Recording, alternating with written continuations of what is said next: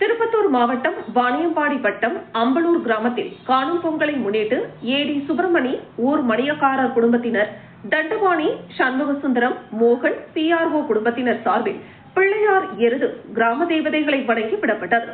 அதனைத் தொடர்ந்து அம்பலூர் கிராமத்தை சுற்றியுள்ள எக்லாஸ்வரம், வடக்குப்பட்டு, சங்கராபுரம், மல்லங்குப்பம், கொடையாச்சி ஆகிய கிராமங்களைச் சேர்ந்த 40ற்கும் மேற்பட்ட கன்றுகள் அவிழ்த்து விடப்பட்டன. சுற்றுவட்டார கிராம இளைஞர்கள், பொதுமக்கள் கண்டுகளித்தனர். நிகழ்ச்சியின் இறுதியாக எருது உரிமையாளர்களுக்கு தேநீர் விருந்து உபசரிப்பு, சால்வை அணிவித்து பரிசு பொருட்கள் வழங்கப்பட்டன.